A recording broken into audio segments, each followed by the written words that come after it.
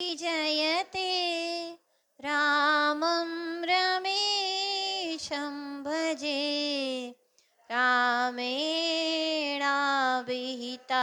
निशा चरचमुं रामाय तस्मै नमः। रामानास्ति परायणं परतरं रामस्य दासोऽस्म्यहं रामे चित्तलय सदा भवतु मे भो राम मामुद्धर। आइए हनुमंत बिराजिए कथा कहूँ मति अनुसार प्रेम सहित गादी धरी पधारो पवन कुमार। પ્રભુ શ્રી રામજીનું ચરિત્ર અગાધ છે, અપાર છે, અસીમ છે. જેને ગાતા, જેને વિચારતા, જેનું મનન કરતા ભક્તો કદી થાકતા જ નથી. શ્રી રામજીની મહિમા એ પણ અપાર, એમના નામની મહિમા પણ અપાર, રૂપની પણ, ગુણ, લીલા, ધામ આ તમામનું વર્ણન કરવામાં સાધકનું જીવન પવિત્ર થઈ જાય, મન પવિત્ર થઈ જાય. એવું કહેવાય છે કે શ્રી રામજીનું ચિંતન કરતા કરતા જેનું મન પવિત્ર થયું છે એનું દર્શન કરતા પણ રામનું દર્શન થઈ જાય છે. ભગવાનની મહિમાને શ્રી તુલસીદાસજી મહારાજ ગાવા જઈ રહ્યા છે. વંદના પ્રકરણની અંદર દરેકની વંદના કરી છે. ભરતજીની, લક્ષ્મણજીની, સરયુ માતાની, દશરથજીની, માતા કૌશલ્યાની, સંતોની, સાધુજનની, ખલની પણ વંદના કરી. અને હવે જે નામ વંદના છે એની અંદર નામ મહિમા બતાવી રહ્યા છે. સમગ્ર વેદ પુરાણ શાસ્ત્રોનો જે સાર છે પ્રભુનું નામ, એની અપાર મહિમા જેવી તુલસીદાસજી મહારાજે વર્ણવી છે, ખરેખર અદ્ભુત છે. બીજે પણ એનું વર્ણન હોય, પણ અહીંયા તો એમણે સમગ્ર સાર રજૂ કરી દીધો છે. અને ભગવાનના નામની મહિમા કહેતા કહે છે કે દેખો ભાઈ, નામમાં અને રૂપમાં કોણ મોટું છે કોણ નાનું છે કહેવું ખૂબ અઘરું છે. બંનેની અંદર એક મહાનતા છુપાયેલી છે. પણ ભાઈ દેખી અહીં રૂપ નામ અધીના, રૂપ જ્ઞાન નહીં નામ વિહીના. પણ અમે એટલું કહીએ છીએ કે નામને આધીન રૂપ છે. કોઈ વ્યક્તિ સામે હોય પણ જ્યાં સુધીનું નામ ન ઓળખતા હોય ત્યાં સુધી આપણે એની સાથે વ્યવહાર નથી કરી શકતા, હૃદયને સ્પર્શતું નથી.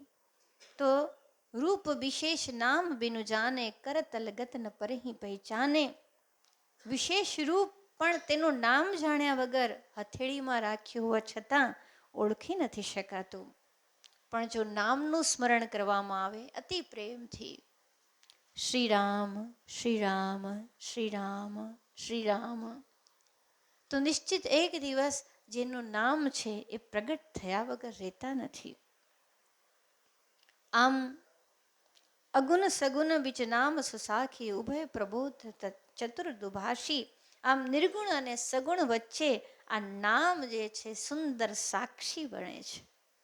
આ નામ ચતુર્દુભાષીઓ છે.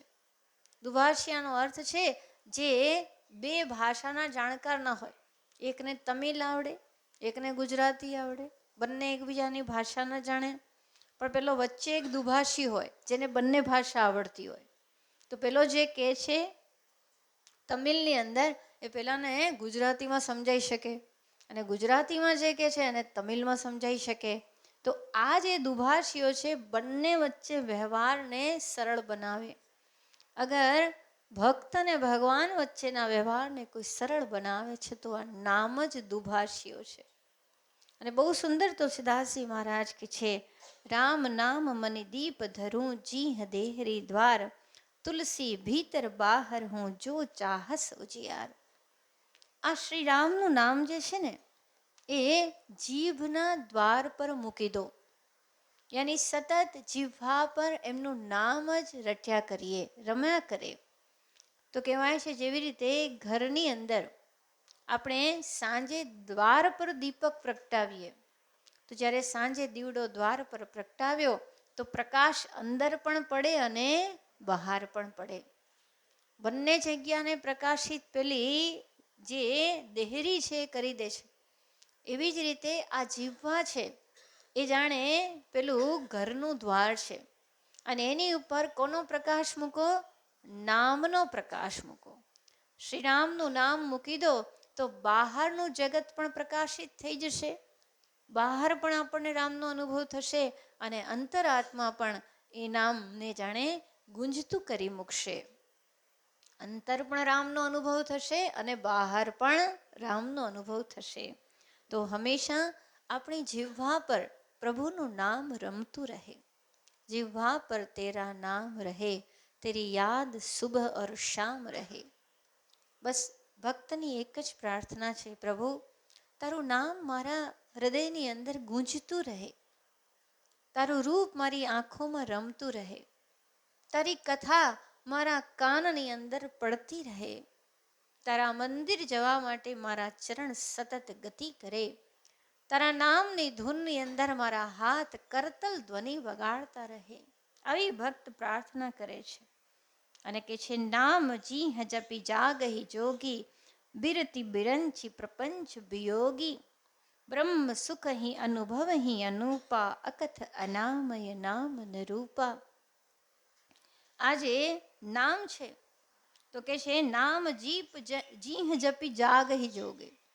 આ જીહ્વા પર ભગવાનનું નામ હોય, આ નામ જપી જપીને જોગી છે, યોગી છે, એ જગતના પ્રપંચથી જાગી જાય છે.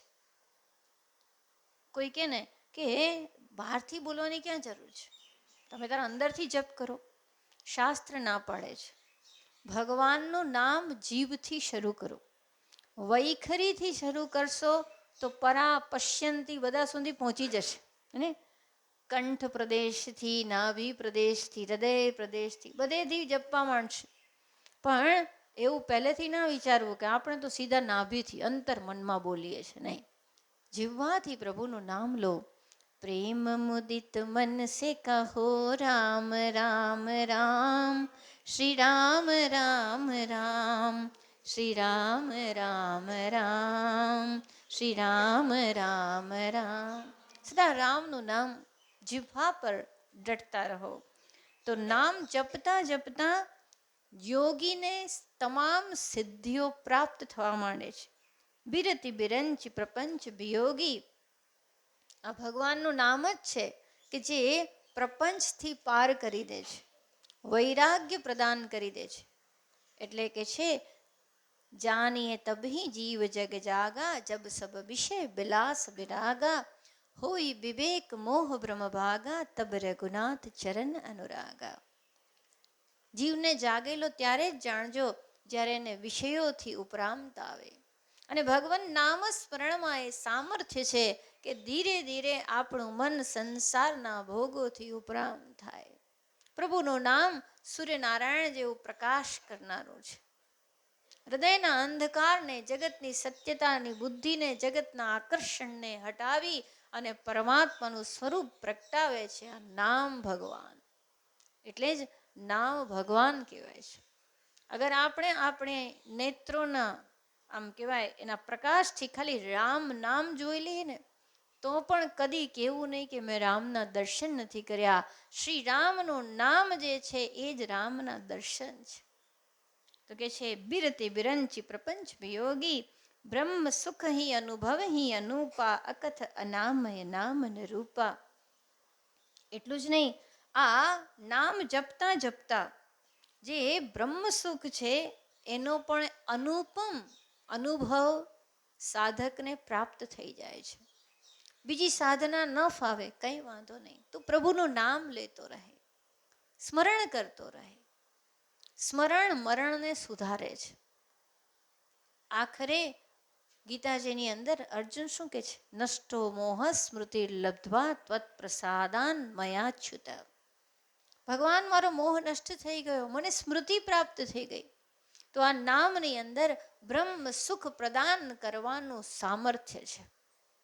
કિંચિત પણ એ શ્રદ્ધામાં કમી ન રાખવી, શંકા ન કરવી. અગર કોઈ વ્યક્તિ કે નામથી બધું ન થઈ જશે, હાજી બિલકુલ થઈ જશે. અગર કોઈ એમ કે ના થાય તો એને નામાપરાધ કહેવાય છે. એ નામનો અપરાધ થઈ ગયો, નામ ભગવાનનો અપરાધ છે. અગર કોઈ વ્યક્તિ નામના સામર્થ્યમાં શંકા કરે તો એનું અપાર સામર્થ્ય છે, અગાધ સામર્થ્ય છે. વ્યક્તિને જોવામાં ભગવાન એવું નથી કહેતા કે આ યોગ્ય છે, આ યોગ્ય છે. બસ એણે નામ જપવાનું શરૂ કર્યું છે તો એનું મંગલ ચારે તરફથી થશે. ભાય કુભાય અનખ હાલસું, રામ નામ મંગલ દિશી દસું. તો બ્રહ્મ સુખ પણ એને અનુભવાશે. અકથ અનામય નામન રૂપા. એ જે બ્રહ્મ છે કેવું છે? અકથ. એને વાણી દ્વારા વર્ણવી શકાતું નથી. એ નામ રૂપથી રહિત છે, અતીત છે. એવું જે બ્રહ્મ સુખ છે, જે અસ્થિભાતિ પ્રિય રૂપ છે, એને પણ શ્રી રામ નામ જપતા જપતા સાધક અનુભવી જશે. કારણ કે પ્રભુના નામનો મહિમા જ અપાર છે. રામ ન સકહી રામ ગુણ ગાઈ. શ્રી રામજી સ્વયં પણ પોતાના નામનો મહિમા જાણી કે ગાઈ નથી શકતા, એવો અપાર છે. જાના ચહી ગૂઢ ગતિ જેવું, નામ જીહ જપી જાનહી તેવું. જો કોઈ ભગવાનની યથાર્થ મહિમાને જાણવા માંગતું હોય ને, એને ખબર ના હોય કેવી રીતે જપવું, કેવી રીતે ભગવાનને પ્રાપ્ત કરવું, ભગવાન ક્યારે દર્શન આપશે, ભગવાનનું સ્વરૂપ કેવું હશે, અગર આવા મનમાં પ્રશ્ન થતા હોય તો પણ એ આ નામ સાધનાનો આશ્રય લઈ લે તો એને ભગવાનના ગૂઢ રહસ્ય અને અણીમાં, લઘીમાં, મહિમા, ગરિમા, ઈશિત્વ, વશિત્વ, પ્રાકામ્ય તમામ સિદ્ધિ પ્રાપ્ત થઈ જશે. એવું કહેવાય છે કે રામ નામની અંદર યોગની બધી જ પ્રક્રિયા આવી જાય છે. પ્રાણાયામ, પ્રત્યાહાર, ધ્યાન, ધારણા, સમાધિ બધું નામથી સંભવ છે. જેમ તમે નામ લેશો એમ પ્રાણને તમે રામ રામ નાભીથી ઉઠશે તો પ્રાણાયામ થશે. પ્રત્યાહાર, એક રામ નામ લેતા લેતા આપોઆપ મન વિષયોથી પાછું આવી જશે, પ્રત્યાહાર થઈ જશે. રામ નામ જ્યારે અંતરમાં ગૂંજતું થશે તો આંખોની સામે એ નામ રમતું થશે તો એનું જ ધ્યાન થઈ જશે. ભગવાનનું સ્વરૂપ પ્રગટ થવા માંડશે, સમાધિ થઈ જશે, ધારણા થઈ જશે. કારણ કે એક જ જગ્યાએ આપણું ધ્યાન છે. તો જાના ચહી ગૂઢ ગતિ જેવું, નામ જીહ જપી જાનહી તેવું. ભાઈ એકવાર જીવવાથી નામ જપતા જાઓ તો આ સિદ્ધિઓ આપોઆપ આંગણામાં રમતી થશે. પ્રભુ નામની મહિમા એને કોણ ગાઈ શકે? અગાધ છે, અપાર છે. એટલે શ્રીમદ ભાગવતજીની અંદર અજામિલ પોતાના પુત્રને બોલાવે છે, નારાયણ નારાયણ નારાયણ. અને ત્યાં યમદૂતોની જગ્યાએ વિષ્ણુદૂતો આવી જાય છે. અને વિષ્ણુદૂતો કહે છે કે હવે આ જીવ પર તમારો અધિકાર નથી, હવે તો અમે લઈ જઈશું. કારણ કે એના મુખથી શ્રી રામનું, શ્રી નારાયણનું નામ આવ્યું છે. સાધક નામ જપહી લાય, હોય સિદ્ધિ અનિમાદિક પાય. બધી જ સિદ્ધિઓ આ નામ સાધનાને વરેલી છે. જપહી નામ જન આરત ભારી, મિટહી કુસંકટ હોય સુખારી. અરે જે પ્રેમથી ભગવાનની શરણાગતિ સ્વીકારીને જપહી નામ જન આરત ભારી, દુઃખી થઈને જીવનમાં કોઈ પણ પરિસ્થિતિ એવી હોય જેને આપણે ન સંભાળી શકતા હોઈએ અને ત્યારે જો આપણે ભગવાનનું નામ લઈએ, એમની શરણમાં જઈએ તો નિશ્ચિત એ સંકટ હટી જાય છે. દીન દયાલ બિરદ સંભારી, હરહુનાથ મમ સંકટ ભારી. પૂજ્ય અખંડાનંદજી મહારાજજી એક પ્રસંગ કહેતા હતા કે એક દીકરી હતી, ભારતમાં રહેતી હતી. પણ જ્યારે ભારત ને પાકિસ્તાનના ભાગલા થયા ત્યારે એવું થયું કે દીકરીની જે સગાઈ કરી હતી ને તો એનું સાસરું પાકિસ્તાનમાં થઈ ગયું. બહુ એ વખતે તો લાહોર આપણામાં હતું, બધું હતું. તો જેવું એ પાકિસ્તાનમાં સાસરું થયું તો દીકરી ગભરાઈ ગઈ. એને થયું કે મારે પાકિસ્તાન જવું પડશે. કારણ કે એમના સાસરાનું કુટુંબ તો પાકિસ્તાનવાળું થઈ ગયું. હવે શું કરવું? હજી એનો જે પતિ થવાનો હતો એ ભારતની અંદર ધંધો કરતો હતો. તો એણે સંતોના ચરણમાં વંદના કરી કે મહારાજ, આ સંકટ ટાળો, પાકિસ્તાનમાં નથી જવું. અને ત્યારે સ્વામીજીએ કીધું કે એક કામ કર, નામ સાધના કર, આર્ત થઈને ભગવાનના નામનો પુકાર કર.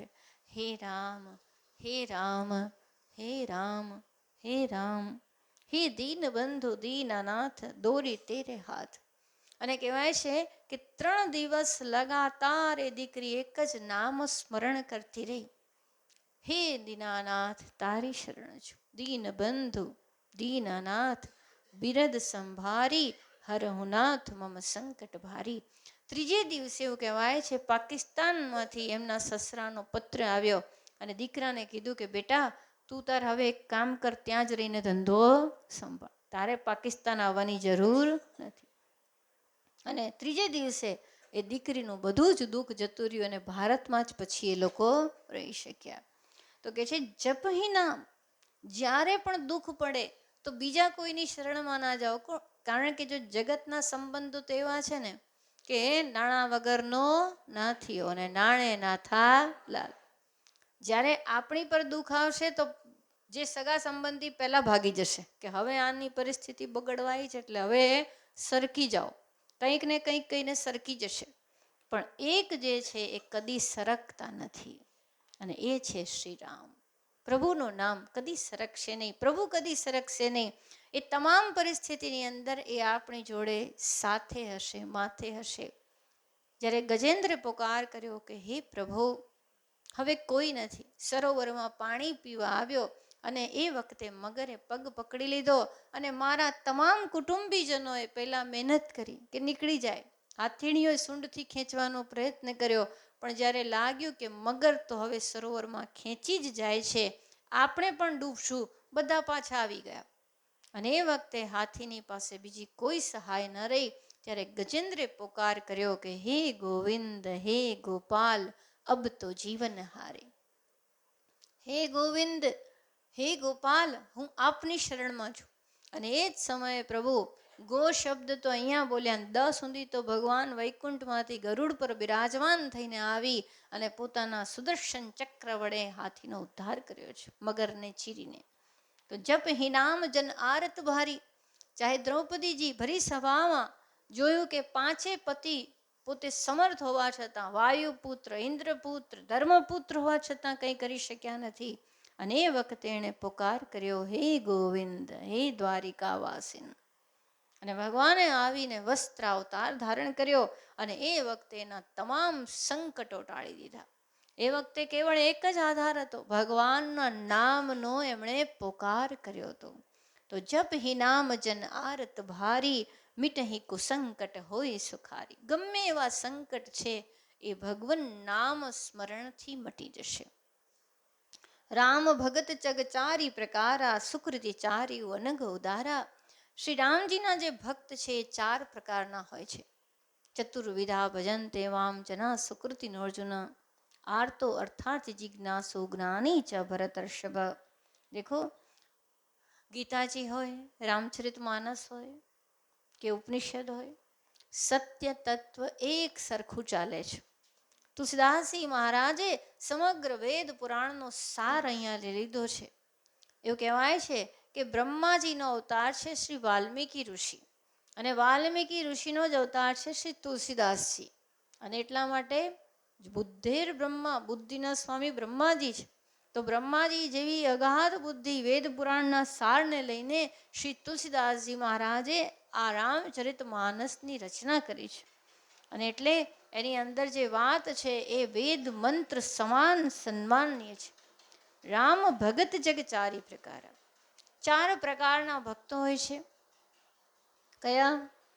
તો કે જિજ્ઞાસુ, અર્થાર્થી, જ્ઞાની ચ ભરતર્ષભ, આર્ત. આર્ત, અર્થાર્થી, જિજ્ઞાસુ અને જ્ઞાની. આર્થનો અર્થ છે કોઈ પણ પ્રકારે દુઃખ પડે અને સીધા ભગવાન પાસે જાય. હનુમાનજી, હવે તો તમારા સિવાય કોઈ આધાર નથી, હે દુર્ગે માતા તમારા સિવાય કોઈ આધાર નથી, હે કુલદેવી તમારા સિવાય કોઈ આધાર નથી. તો ભગવાન એને ભક્ત કહે છે. કેમ? તો કે એ બીજા પાસે નથી ગયો. કોની પાસે આવ્યો? મારી પાસે. ચાહે જેની પાસે જાઓ, માતા પાસે જાઓ, પિતા પાસે જાઓ, ભાઈ, ભગવાનના જે સ્વરૂપની આધારે. તો એ આર્ત ભક્ત પ્રથમ પ્રકારનો ભક્ત છે. એને એમ છે કે પ્રભુ મને જે દુઃખ પડ્યું છે આપ મિટાઈ દો.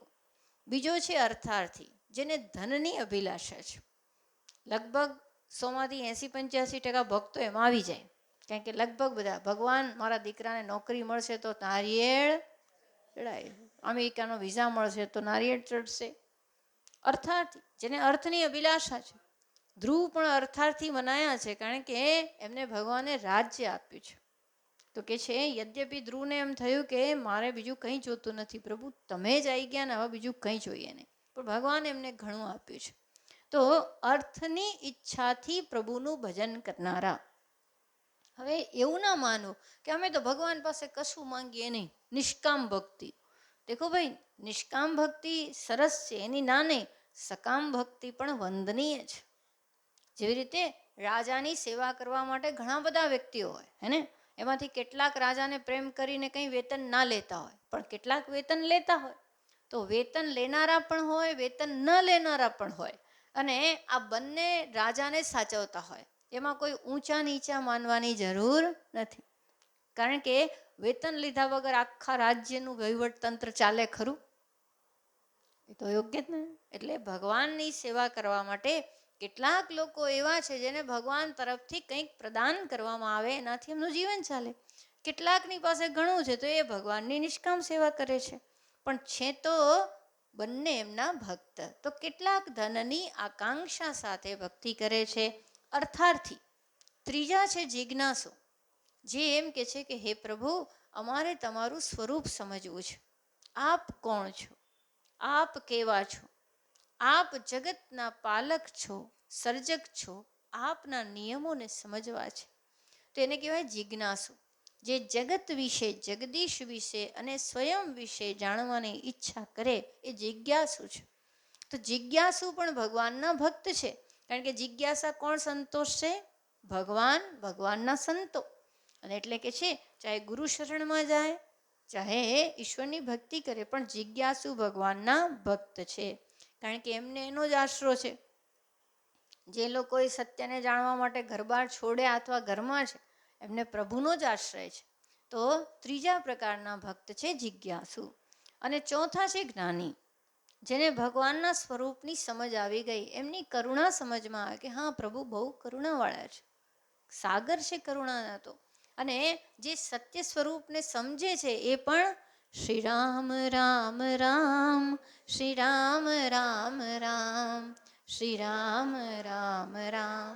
જેને સમજ પડી એવા સંતો અત્યારે પૃથ્વી પર અનેક છે, અને એ બધા રામ રામ રામ, કૃષ્ણ કૃષ્ણ, રાધા રાધા, ગોવિંદ ગોવિંદ, ગોપાલ ગોપાલ, મુરારી મુરારી, એ જ કરી રહ્યા છે બધા. આપ નથી આપ જાણતા જ, સોરી, જાણો જ છો કે એવા સંતો અનેક છે, જે લોકોને પૂરું વેદાંત ખબર છે, પૂરી ઉપનિષદ જાણે છે, કાશીના વિદ્વાનો સાથે રહેલા એવા મહાપુરુષો પણ ભગવાનના પ્રેમમાં પાગલ થઈ, ભગવાનના પ્રેમમાં એવા નિરત છે કે વૃંદાવનની અંદર, કાશીની અંદર, અયોધ્યાની અંદર પોતાના ઈષ્ટદેવનું નામ જપન કરી રહ્યા છે. તો એ લોકો પણ ચારે સુકૃતિ ચાર્યું અનગોદારા. આ ચારે પ્રકારના જે ભક્ત છે એ લોકો નિષ્પાપ છે, ઉદાર છે, કારણ કે ભગવાનનું નામ મુખ પર આવે તો પાપ ટકતા નથી. જેમ દીવડો પ્રગટાઈએ તો અંધારું ટકે નહીં. ત્યાં તુલસીદાસજી મહારાજ કે છે ચહું ચતુર કહું નામ આધારા, જ્ઞાની પ્રભુ વિશેષ પ્યારા. આ ચારે ભક્તોને કોનો આધાર છે? શ્રી રામ રામ રામ, શ્રી રામ રામ રામ, શ્રી રામ રામ રામ. ચારે પ્રકારના ભક્તોને ભગવાનના નામનો જ આધાર છે. દુઃખી થઈને પણ રામ, જિજ્ઞાસા પણ રામથી. એટલું જ નહીં, અર્થ કંઈ જોઈએ તો કે રામજી તમે જ આપજો, અને બધું સમજાઈ ગયું તો પણ રામ. ચહું ચતુર કહ નામ તારા. ચારેને આધાર રામ નામનો છે, પણ એમાં જ્ઞાની પ્રભુ વિશેષ પિયારા. ભગવાન કહે છે મને જ્ઞાની વધારે પ્યારો છે, કારણ કે એણે મારા સ્વરૂપને જાણી લીધું છે કે સ્વરૂપ એક જ છે, એકમેવા દ્વિતીયમ બ્રહ્મ. તો જેની દ્રષ્ટિની અંદર પરમાત્મા સિવાય બીજું કંઈ જ નથી. વાસુદેવમ સર્વમિતિ સ મહાત્મા સુદુર્લભ. ભગવાન કે છે જેની નજરમાં, જેની દ્રષ્ટિમાં, જેની આંખમાં કેવલ વાસુદેવ છે એ મને ખૂબ વહાલો છે. ચહું જગ ચહું શ્રુતિ નામ પ્રભાવ, કલી વિશેષ નહીં આનો પાવ. દેખો ભાઈ, ચારે વેદોમાં નામનો પ્રભાવ છે, પરંતુ કળિયુગની અંદર તો વિશેષ પ્રભાવ છે. કારણ કે કળિયુગની અંદર નામ સિવાય બીજો કોઈ ઉપાય કામ કરતો અથવા ઓછો કરે છે. કઈ રીતે? હવે કળિયુગની અંદર એવા યોગીઓ બતાવો જે પ્રાણાયામ, પ્રત્યાહાર, ધ્યાન, ધારણા, સમાધિ માટે બિલકુલ તત્પર હોય. કરોડોમાં કોઈ એક મુશ્કેલ છે. કળિયુગની અંદર નાની નાની વસ્તુઓથી વ્યક્તિ મુક્ત થઈ શકતો નથી. ચા પીવાનું તો કે તો કેમ છૂટે, જરાક કોને, ચા તો ના છૂટે, એને ડુંગળી લસણ તો ના છૂટે. સવારે વહેલા ઉઠવાનું તો કે તો શક્ય જ નથી. રાત્રે જાગવાનું કશું છૂટતું જ નથી. તો યોગ તો ક્યાંથી સિદ્ધ થશે? અને જ્યાં બુદ્ધિ મંદ થશે, કારણ કે કળિયુગની અંદર વિષય વાસનાનું એટલું બધું પ્રાગલ્ભ્ય થઈ જશે, ખૂબ વધારે. આપ જુઓ, મોબાઈલ તો કોઈથી છૂટતો નથી. તો એવા સમયે કઈ રીતે વ્યક્તિ વિરક્તિને પસંદ કરશે? તો વૈરાગ્ય પણ ઘટશે. જ્ઞાન અને વૈરાગ્ય નહીં હોય તો જ્ઞાન માટે જે સૂક્ષ્મ દ્રષ્ટિ જોઈએ એ પણ નહીં મળે. અને આત્મબોધમાં ખબર પડે છે ને કે બધું વિચારવાનું થાય, તો કે હારું આટલું બધું ક્યાં વિચારીએ, એના કરતા શ્રી રામ રામ રામ, શ્રી રામ રામ રામ, શ્રી રામ રામ. બહુ સરસ, સરળ છે, બહુ સરળ છે. તેનો અર્થ છે સૂક્ષ્મ બુદ્ધિ પણ દુર્લભ છે. તો એવા સમયે જ્યારે વૈરાગ્યનો અભાવ થશે, જ્યારે સૂક્ષ્મ બુદ્ધિ એટલું ધારણ કરવાનું સામર્થ્ય નહીં રહે, વેદોને કંઠસ્થ કરી એને શ્રવણ શક્તિ દ્વારા, એને યાદ શક્તિ દ્વારા કામ નહીં કરી શકે, ત્યારે કેવળ કળિયુગની અંદર એક રામ નામ એવું છે જે બચશે. અને રામ નામનો આધાર લઈને કળિયુગી જીવ સાધન પ્રણાલી ઓછી હોવા છતાં, સાધન નિષ્ઠા ઓછી હોવા છતાં પણ એ પાર થઈ જશે. કારણ કે રામ નામની એવી મહિમા છે. તો કે છે કલી વિશેષ નહીં આનો પાઉ. કળિયુગની અંદર વિશેષ કોઈ ઉપાય નથી, બસ રામના નામનો જ એક આધાર છે. અને એટલા માટે સાધકે આ સાધનાને ક્યારેય ન છોડવી. હરતા ફરતા, ગાતા નાતા, ખાતા પીતા, સૂતા જાગતા, બહાર જાઓ અંદર આવો, પણ રામ નામ, પોતાના ઈષ્ટદેવનું નામ, પોતાના કુલદેવનું નામ જરૂર હૃદયમાં રાખો. એક નામમાં તો એવી નિષ્ઠા કરી દો, એ નામ આપણા હૃદયમાં, શ્વાસોમાં એકદમ રમવા માંડે. સવાર, બપોર, સાંજ ભગવાનના નામનો એવો આશ્રય લઈ લો. કળિયુગની અંદર નામની મહિમા અપાર છે. નામની મહિમા ચારેય યુગમાં છે, પણ કળિયુગની અંદર નામનો આધાર લઈને પાર થવું સરળ છે. અને અહીંયા કે છે સકલ કામના હીન જે રામ ભક્તિ રસલીન, નામ સુપ્રેમ પિયુષ હૃદ તિન્હુ કિયે મનમીન. કે છે જે બધી જ કામનાઓથી રહિત થઈને શ્રી રામની ભક્તિમાં રસલીન છે, એવા ભક્તો, એવા જ્ઞાનીઓ પણ નામ સુપ્રેમ પિયુષ હૃદ, એમણે પણ પોતાના મનને આ નામ પ્રેમામૃતના સરોવરમાં ડૂબાડવા વાળું માછલું બનાવી રાખ્યું છે. એનો અર્થ છે સતત આસ્વાદન કરે છે. શ્રી રામની ભક્તિમાં, ભગવાનની ભક્તિમાં જે લીન છે, એ ભક્તિમાં પણ લીન છે. એ વ્યક્તિ પણ જ્યારે કોઈ બહારનો વ્યવહાર કરે છે તો એના મુખ પર સતત રામ નામ રમે છે. વૃંદાવનની અંદર એક સત્યમિત્રાનંદજી બહુ સરસ સ્વામીજી થયા છે, થોડા જ વખત પહેલા, બહુ ઊંચા સ્વામી. જ્યારે પણ એમને મળીએ ને તો એમની જીવવામાં રાધા રાધા રાધા રાધા રાધા રાધા રાધા રાધા રાધા રાધા રાધા રાધા રાધા રાધા ચાલતું જ રહે. એક ક્ષણ પણ એમની આપણે વાત કરતા હોય ને તો ખબર પડે કે રાધા રાધા રાધા રાધા જ કરે છે. એમ કોઈ સંત એવા હોય કે જે અયોધ્યાની અંદર તમે એમને મળવા જાઓ તો એ તમને કહે અચ્છા નમસ્કાર, જય રામજી કી, જય રામજી કી. તમે જે પણ બોલો એ શ્રી રામ રામ રામ રામ રામ રામ રામ રામ રામ રામ રામ રામ રામ રામ રામ રામ રામ રામ, એ રામ રામ છોડે નહીં. એની જીભા પર આ રામનું નામ છૂટે નહીં. વૃંદાવનના કેટલાક મહાત્માઓ કૃષ્ણ નામ ન છોડે, રાધા નામ ન છોડે. એક મહાત્મા અત્યારે કદાચ નહીં છે જ વૃંદાવનમાં, એ મહાત્મા એટલા બધા સિદ્ધ છે કે એમને એમની પાસે જવાનો, એમના દર્શનનો 1 કલાકનો કદાચ સમય રાખ્યો હશે, 1 જ કલાકનો. વિનોદ બાબા કે એમની દિનચર્યા બહુ અદ્ભુત. સવારે આમ ઉઠી જાય અને 8-8, 10-10 કલાક તો પોતાના ધ્યાનમાં રહે. સાંજ પડે સ્નાન કરે, ભિક્ષા લે ને પાછા બરસાનાની પરિક્રમા કરે. 1 કલાક બધા સાથે બેસે, પણ બધા સાથે બેસે નિયમ શું ખબર છે? બધા એમની સામે આવે. સાંજે 8 થી 9 માન લો તો જેટલા લોકો 8 થી 9 આવે ને બધાએ રાધા રાધા રાધા રાધા રાધા રાધા રાધા રાધા, 1 કલાક શું કરવાનું? રાધા રાધા રાધા રાધા. 8 થી 9 સ્વામીજી જોડા વાત, બીજી કોઈ વાત નહીં. આવા નિયમ રાખ્યા છે જેથી કરીને બધાને દર્શનનો પણ આનંદ આવે ને બધા સમૂહ સંકીર્તનમ એક રામ નામનું, એક ભગવાન નામનું થઈ જાય. તો આવા પણ મહાત્માઓ છે. તો કે છે નામ સુપ્રેમ પિયુષ, એમણે બસ પ્રેમથી જીવવાનો આ માર્ગ પસંદ કર્યો છે. સ્વામી વિનોદ બાબા છે ને બરસાનામાં અત્યારે બહુ બહુ ઊંચી કક્ષાના મહાત્મા અત્યારે વર્તમાનમાં છે. જેમ પ્રેમાનંદજી મહારાજ આદિ છે ને એવી રીતે. તો વિનોદ બાબા પણ બીજી કોઈ વ્યવહારની વાત નહીં, જાઓ એટલે સતત રામ નામનો જપ કરો, રાધા નામનો જપ કરો, કૃષ્ણ નામનો જપ કરો, હે જીવવા કેશવ કીર્તય. તો આ મહાપુરુષો સતત એમના નામ રસમાં લીન છે. અને અહીંયા કહે છે અગુણ સગુણ દુઈ બ્રહ્મ સ્વરૂપા, અકથ અગાધ અનાદિ અનુપા. આ નિર્ગુણ અને સગુણ એ બંને બ્રહ્મના સ્વરૂપો છે. બંને અકથનીય છે, અથાહ છે, અગાધિ છે. અગાધિયાની ખરેખર એનો પાર પામી શકાતો નથી. અનાદિ છે. અનાદિનો અર્થ છે જેનો આદિ ક્યારે થયો ખબર નથી, આદિ છે જ નહીં, ખબર નથી. એના કરતાં પણ આગળ જઈએ તો યસ્ય આદિ ન વિદ્યતે સ અનાદિ, જેનો આદિ છે જ નહીં, સદાય છે, એવું આ ભગવાનનું નામ છે.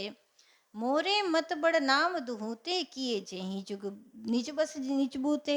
કે છે મારી દૃષ્ટિથી તો દેખો નામ અને રૂપની બંનેની મહિમા છે, પણ આ નામ જે છે ને એની મહિમા તુલસીદાસજી મહારાજ કે છે વધારે છે. કેમ? કારણ કે એણે નામે શું કર્યું છે? રૂપને પણ પોતાના વશમાં કરીને રાખ્યું છે. નામે નામીને વશમાં કરીને રાખ્યા છે. એકવાર નામ જપો એટલે રામે આવવું જ પડે. પરમાત્માનું નામ પરમાત્માથી પણ અધિક શક્તિશાળી છે. આમ તો કેવું અઘરું છે. તુલસીદાસજી પોતે જ કહે છે કે આમ તો બંનેમાં શું સરખામણી કરીએ, સરખામણી માટે નહીં, પણ સહજ વિનોદ કે ને કે સંતો ને ભક્તોનો વિનોદ શું છે? એક જણ એમ કે નામ જેવું કંઈ નહીં, બીજો કે અરે ભગવાનના રૂપ જેવું કંઈ નહીં, પેલો કે અરે ચલો આપણે વિચાર કરીએ બંનેમાં કોણ મહાન. આવી રીતે સંતો વિનોદ કરે. બંનેની મહિમા અગાધ છે, પણ છતાં એવું કહેવાય છે કે નામ જે છે નામી કરતાં આગળ જાય છે. અચ્છા, એક પ્રસંગ આપને કહું. એવો એક પ્રસંગ થયો કે શ્રી નારદજી પોતે બ્રહ્માંડની અંદર વિચરણ કરે છે, અનેક સંતોને મળે છે. અને જ્યારે સંતોને મળે છે તો સંતો સાથે એમનો સત્સંગ થાય. નારદજી જ્યાં જાય ત્યાં સત્સંગ કરે. તો સંતો એમને પ્રશ્ન પૂછે કે નારદજી અમને કહો તો ખરા કે ભગવાનનું નામ મોટું કે ભગવાન મોટા? નારદજી કહે કે આમ તો બંને મોટા છે, પણ છતાં હું તમને થોડા વખત પછી જણાવીશ. એમ કહીને એ સંતો પાસેથી આવ્યા. હવે એમના મનમાં થયું કે આનો જવાબ તો યોગ્ય રીતે આપવો જોઈશે. એટલે નારદજી રહ્યા. એમણે એક પ્રસંગ વિચાર્યો કે હું કંઈક એવું કરું કે પ્રગટ થઈ જાય કોની મહિમા અપાર છે. એટલે સુકંત નામના એક રાજા હતા. એ રાજાએ તમામ સંતોનો ભંડારો કર્યો, સંતો ઋષિઓને આમંત્રિત કર્યા અને બધાને સરસ રીતે ભોજન પીરસ્યું, આદર આપ્યો, સન્માન કર્યું. હવે નારદજી કે અહીંયાથી જ કંઈક લીલાનો પ્રારંભ કરું. એટલે નારદજીએ પેલા રાજાને જઈને કીધું કે તમે બધાને આમંત્રણ આપ્યું? તો કે હા. તો એમાં વિશ્વામિત્ર મુનિને આમંત્રણ આપ્યું? તો કે હા. તો કે કામ કરજો ને. તો કે શું? તો કે તમે બધાને પ્રણામ કરજો, પણ વિશ્વામિત્ર મુનિને પ્રણામ ના કરશો. પેલા કે અરે આઈ બનશે, ઋષિને પ્રણામ નહીં કરીએ તો શાપ મળશે. ના ના, કે વિશ્વામિત્ર ઋષિ પેલા રાજા હતા ને, તમે રાજા ને એ રાજા, બરોબર? એટલે રાજામાંથી ઋષિ બન્યા છે, એટલે તમે નહીં કરો તો ચાલશે. હવે એટલું બધું સમજાયું એટલે પેલા સુકેન્તજી કે હવે આ નારદ ઋષિ ક્યાં જ છે, તો હવે ચલો, ના પાડે તો નહીં કરીએ. હવે એમણે તો પંગતની અંદર બધાને પ્રણામ કર્યા, પણ વિશ્વામિત્ર ઋષિને પ્રણામ કર્યા નહીં. હવે જ્યાં વિશ્વામિત્ર ઋષિને પ્રણામ ન કર્યા તો વિશ્વામિત્ર ઋષિને ગમે? બધાને પ્રણામ કરતા હોય અને કોઈ એક સંતને ના કરે તો હૃદય તો ખરાબ લાગી જાય. વિશ્વામિત્રજી તો કોના ગુરુ? રામજીના ગુરુ. તો એ જ સાંજે વિશ્વામિત્ર મુનિ નક્કી કરીને ગયા કે આજ તો રામજીને ફરિયાદ કરું કે આ રાજા પોતાના મનમાં સમજે છે શું, બધાને પ્રણામ કરે, મને ના કર્યા. એટલે એ ભગવાન શ્રી રામજીના રાજમહેલમાં દ્વાર પર આવ્યા અને કહે છે રામજીને કો મારે મળવું છે. તો દ્વારપાલ કે પણ મહારાજ હમણાં જ રામજી આરામ કરવા ગયા છે. તો કે એટલે જ આવું બધું થાય છે. જે રાજા સૂતા હોય ને એના રાજ્યમાં આવો અંધકાર હોય. પછી તો દ્વારપાલ જોયું કે વિશ્વામિત્ર મુનિ પ્રસન્ન નથી, જલ્દી જલ્દી રામજીને ઉઠાડ્યા. હવે રામજીને ઉઠાડે, રામજી કે શું થયું ભગવાન, પ્રણામ કરું છું, શું થયું ગુરુદેવ, આદેશ આપો. તો કે આજે પંગતમાં એક લીલા થઈ. શું કહે તું? એ પેલા રાજાએ બધાને પ્રણામ કર્યા પણ મને પ્રણામ કર્યા નહીં. બોલો રામજી બરાબર કર્યું? ના ના ગુરુદેવ, બરાબર કર્યું જ ના કહેવાય. તો પછી શું કરું? તો કે રામજી કે મહારાજ આપ નારાજ ના થશો, આવતીકાલે જેનું શીશ આપના ચરણોમાં નથી ઝૂક્યું એનું શીશ હું કાપી નાખીશ. એ જે શીશ સંતોના ચરણોમાં ન ઝૂકે એ શીશને તો જીવવાનો અધિકાર નહીં. કાલે મહારાજ આપને ન્યાય મળી જશે. વિશ્વામિત્ર મુનિ પ્રસન્ન થઈને ગયા કે કાલે રામજી પેલા રાજાને પાઠ શીખવાડશે. સીધું જ માથું ધરતી અલગ થશે, કારણ કે રાજા રામજીની સજા છે આ તો. હવે આ બાજુ પેલા રાજાને ખબર પડી કે રામજીએ તો પ્રતિજ્ઞા કરી છે કે આવતીકાલે આપણો છેલ્લો દિવસ હશે. એટલે શું કે તો રાજા કહે અરે આપણે તો ભરાઈ ગયા. આ નારદજી તો કહીને જતા રહ્યા. હવે રડવા માંડ્યા. રડતા રડતા નારદજીને યાદ કરે કે નારદજી તમે તો મને કહીને ગયા, પણ જુઓ તો હવે તો કાલે રામજી મને મારી નાખશે. એટલે પહેલા તો નારદજી એમને આવી ગયા હતા, અત્યારે રડે છે તો જલ્દી આવતા નથી. જો નારદજી લીલા કરે છે, સામે આવતા નથી. પેલા વધારે રડવા માંડ્યા. એટલે નારદજી કે શું થયું ભાઈ, આટલું બધું કેમ રડે છે? તો કે વિશ્વામિત્ર ઋષિને તમે ના પાડી, તમે પ્રણામ ના કર્યા એટલે તો નારાજ થઈ ગયા. અને રામજીએ પ્રતિજ્ઞા કરી છે કે આવતીકાલે મારો છેલ્લો દિવસ હશે. તો નારદજી કે પણ આ તો આમે મર્ત્ય લોક છે, જવું જ પડે બધા અહીંથી, આજે નહીં તો કાલે સદગતિ થશે તમારી. કે અત્યારે સદગતિ કરાવી દીધી મારી તમે તો, કંઈક ઉપાય બતાવો મહારાજ, આવું ના ચાલે. ત્યારે નારદજી પર્વત પર લઈ ગયા. એ કે પર્વત પર ચડ મારી જોડે. પર્વત પર ચડાય કે સામે પેલો પર્વત જુએ છે? તો કે હા. ગુફા જુએ છે? તો કે હા. બસ એ ગુફાના દ્વાર પર જા અને રડવા માંડ. એ ગુફામાંથી બહાર અંજની માતા આવશે અને તને જ્યારે વચન આપે કે તારી રક્ષા કરીશ ત્યારે તું વાત કહેજે, એ પેલા બોલીશ નહીં. પેલો તો રડતો રડતો ગયો રાજા અને ગુફા પર આવીને રડવા માંડ્યા. એટલું કરુણ ક્રંદન કરે. અંજની માતા બહાર આવ્યા કે ભાઈ શું થયું? એટલે કે માં તમે મારી રક્ષા કરો, તમે બચાવો તો જ તમને વાત કરું, તમે મને પ્રાણદાન આપો તો વાત કરું. અંજની માતાએ તો માથા પર વરદ હસ્ત મૂકીને કીધું બેટા તારી પ્રાણ રક્ષા અવશ્ય થશે, બોલ તકલીફ શું છે? પછી એમણે કીધું કે માં આવતીકાલે મારે છેલ્લો દિવસ પૃથ્વી પર કાઢવાનો છે. તો કે શું થયું? તો કે કાલે મારા પ્રાણ જવાના છે. માં કાલે કાળ દેવતા આવશે રામજીના બાણમાં ને હું ઉપર જઈશ, તો મારી રક્ષા કરો. હવે વચન તો આપી દીધું અંજની માતાએ. હવે અંજની માતાએ વચન આપ્યું એટલે અંજની કે માતા કે કંઈ નહીં થાય. અને એટલી વારમાં રોજ સાંજે પવનપુત્ર હનુમાનજી માના દર્શને આવે અને માની આજ્ઞા લે. તો અંજની મા પાસે આવ્યા તો હનુમાનજી પ્રણામ કર્યા. અંજની મા થોડા ઉદાસ હતા. હનુમાનજી કે શું થયું માં?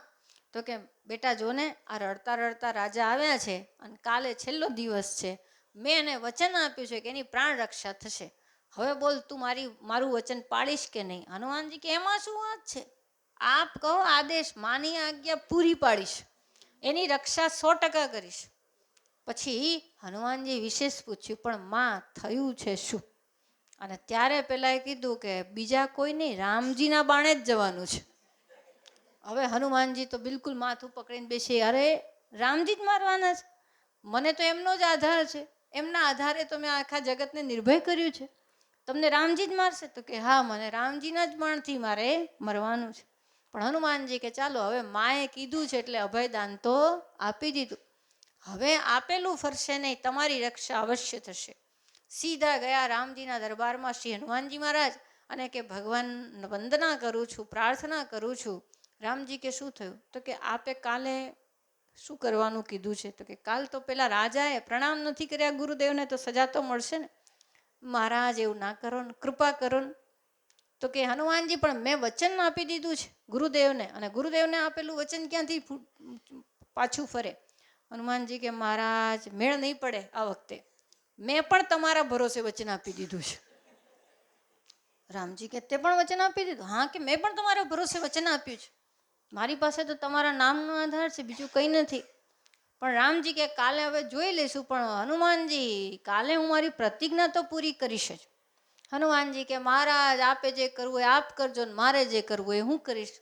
અને એમ કહીને હનુમાનજી તો ગયા, અને હનુમાનજીની પૂંછડી તો આપ જાણો છો કેવી વિશાળ, 1.25 મણના ઘંટ જેને પૂંછડીમાં જાણે ઘૂંઘરું બાંધ્યું ને, પેલો શું કહેવાય ઝુમરું, એવું લાગે એટલી વિશાળ હનુમાનજી મહારાજની પૂંછડી. કંચન વરણ સુબેર પ્રકાશા, અને સુવર્ણ પ્રકાશા, તો એવા હનુમાનજી મહારાજ તો વિશાળ રૂપ.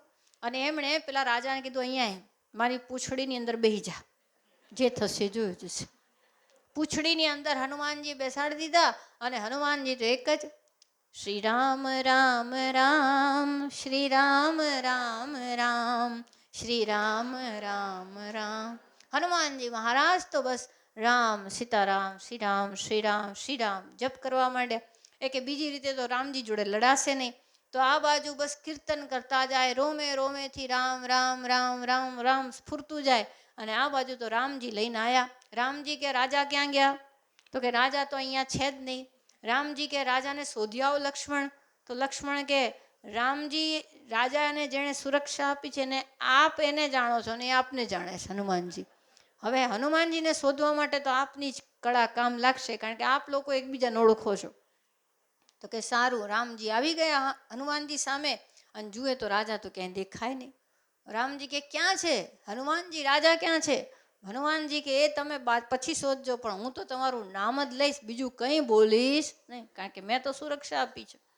હવે આ બાજુ રામજી કે આ મેળ કેમ રાખવો? એટલી વારમાં લક્ષ્મણજીને થયું કે આ તો રામજી તો યુદ્ધ કરવા માટે તત્પર થઈ ગયા.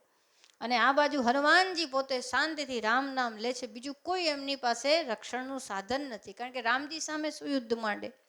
હવે રામજી આજ્ઞા કરી લક્ષ્મણજીને કે તું તીર ચલાવ, આજે આપણે ગુરુદેવનું વચન પાડશું. લક્ષ્મણજીએ તીર ચલાવ્યું, લાગ્યું હનુમાનજીના છાતીમાં, અને મૂર્છિત થયા રામજી. સીધા જ બેભાન થઈ ગયા. લક્ષ્મણજી તો ગભરાઈ ગયા કે આ શું થયું? તમે તો હનુમાનજીને આ પ્રમાણે તીર મારવાનું કીધું ને તમે મૂર્છિત. તો પણ કે રામજીના માંડ માંડ મૂર્છા ઉડાડીને કે પણ એના હૃદયમાં તો હું રહું છું, પછી શું થાય? તમે માર્યું હૃદયમાં તીર, અને હૃદયમાં તો હું છું, અને હવે શું થાય? તો રામજી એકદમ વિચારમાં પડ્યા કે હનુમાનજી સાથે કરવું કેવી રીતે યુદ્ધ. અને ત્યાં હનુમાનજી કે મહારાજ આ યુગની અંદર, ચતુર્યુગની અંદર, સતયુગ ત્રેતા દ્વાપર કળયુગ ચારે જતા રહેશે, પણ હું મારી પૂંછડીમાંથી તમને બતાવીશ નહીં રાજા, જ્યાં સુધી તમે મને અભયદાન આપો નહીં. હવે રામજી કે હનુમાનજીની સામે તો કેવી રીતે જીતવું? હનુમાનજી કે મહારાજ તમારા નામનો આધાર છે, બતાવો આપના નામનો આધાર લે, ભલે આપની શરણમાં જે આવે એને અભય ના મળે? એટલી વારમાં તો રામજી કે વાત તો સાચી છે.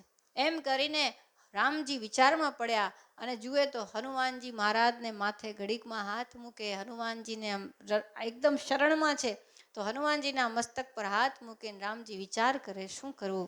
આવી રીતે આંખ ખોલે, હનુમાનજી પાછા વિનંતી કરે, પાછા હાથ મૂકે. પછી હનુમાનજીએ યુક્તિ કરી એ કે આ રામજી અત્યારે વિચાર કરે છે, આંખ બંધ કરે ને પાછા ખોલે ને મારા મસ્તક પર હાથ મૂકે છે, સાંત્વના આપે છે. તો 1 સેકન્ડ પોતે હટી ગયા, રાજાને પેલા પૂંછડીમાંથી કાઢીને સીધા જ ભગવાનની આંખ બંધ થઈ, ત્યાં હનુમાનજીએ રાજાને એમના ચરણો મૂકી દીધા અને રામજીએ જ્યાં હાથ મૂક્યો ત્યાં તો રાજા. પછી હનુમાનજીએ તરત જ કીધું, મહારાજ તમારા હસ્તકમળને આના મસ્તક પર પધરાઈ દીધો, બતાવો હવે મરશે કે જીવશે? કે હા હનુમાનજી, હવે મેં વરદ હસ્ત આપ્યો છે, અભય દાન આપ્યું, હવે તમે જેને અભય દાન આપો એને કેમ મારી શકાય? પછી રામજીએ તરત કીધું રાજાને, જલ્દી જો પેલા વિશ્વામિત્ર મુનિ આવે છે ને સાષ્ટાંગ પ્રણામ કરી લે એટલે મામલો પતે. તરત જ વિશ્વામિત્ર આવ્યા ને સુકંત રાજા તો જયન આમ ચારે ખૂણેથી ચિત્ત થઈને સાષ્ટાંગ પ્રણામ કરે. અને વિશ્વામિત્ર મુનિ તો હવે સંત હૃદય રહ્યા એટલે જેવા એમણે પ્રણામ કર્યા પાછા પીગળી ગયા ને કે કંઈ વાંધો નહીં, હવે પ્રણામ કરી લીધા ને હવે રામજીને મારશો નહીં. હવે રામજીએ પછી પૂછ્યું કે રાજા, તમને આવી દુર્બુદ્ધિ આપી કોણે કે વિશ્વામિત્રને પ્રણામ નહીં કરવો? તો એમણે કીધું, મહારાજ હું તો બધાને કરવાનો હતો પણ નારદજી આવું કીધું કે આમને ના કરશો એટલે હું વળી ભોળવાઈ ગયો. તો રામજીએ નારદજીને આમંત્રિત કર્યા, નારદજી આવી શિક્ષા આપો? તમારો તો સત્સંગ છે કે કુસંગ છે, આવી શિક્ષા અપાય? તો કે રામજી મારો એ વાંક નહીં, હું જ્યાં જાઉં ત્યાં લોકો મને પ્રશ્ન પૂછે કે રામજી મોટા કે રામજીનું નામ મોટું, તો મારે કહેવું કેવી રીતે? એટલે મેં નિર્ણય કરવા માટે કોઈક આવું વિચાર્યું અને નિર્ણય થઈ ગયો કે આપ કરતાં આપનું નામ મોટું છે.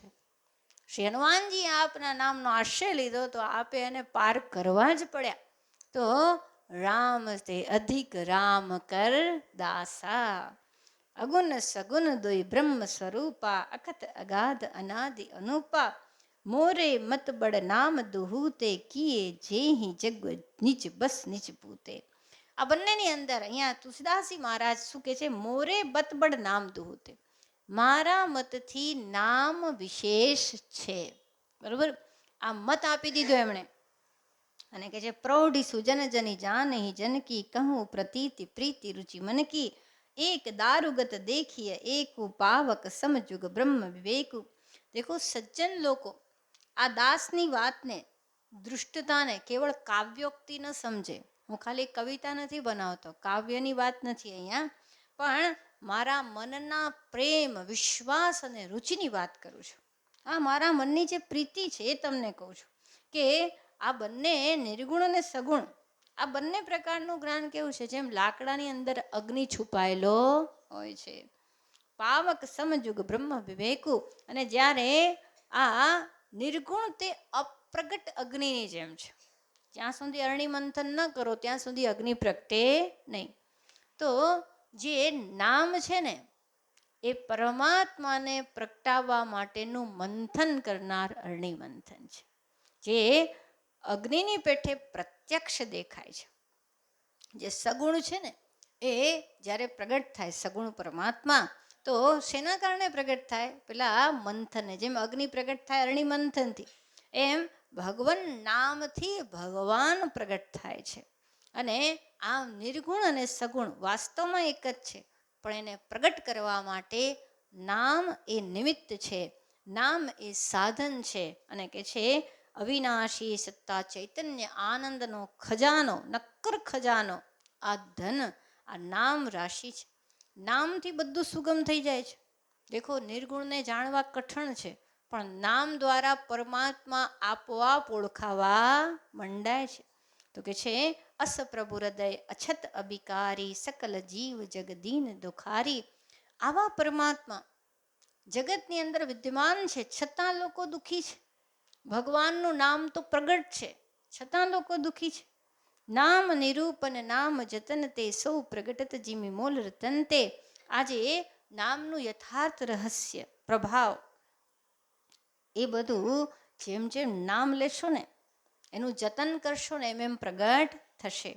તો જેમ કે ને વ્યક્તિ ભગવાન નામ લેતું જાય એમ એમ એની આગળ રહસ્ય પ્રગટ થવા માંડે, અસંભવ કાર્ય પણ સંભવ થવા માંડે. મુકમ કરોતી વાચાલમ પંગુમ લંઘયતે ગિરિમ, યત કૃપાતમહં વંદે પરમાનંદ સાગરમ. આનાથી આગળ પછી જોઈશું. ઓમ સર્વે ભવન્તુ સુખિનઃ, સર્વે સંતો નિરામય, સર્વે ભદ્રાણિ પશ્યન્તુ, મા કશ્ચિદ દુઃખભાગ ભવેત. ઓમ સતો મા સદગમય તમસો મા જ્યોતિર્ગમય મૃત્યોર્મા અમૃતમ ગમય. ઓમ પૂર્ણમદ પૂર્ણમિદં પૂર્ણાત પૂર્ણમુદચ્યતે પૂર્ણસ્ય પૂર્ણમાદાય પૂર્ણમેવાવશિષ્યતે. ઓમ શાંતિ શાંતિ શાંતિ.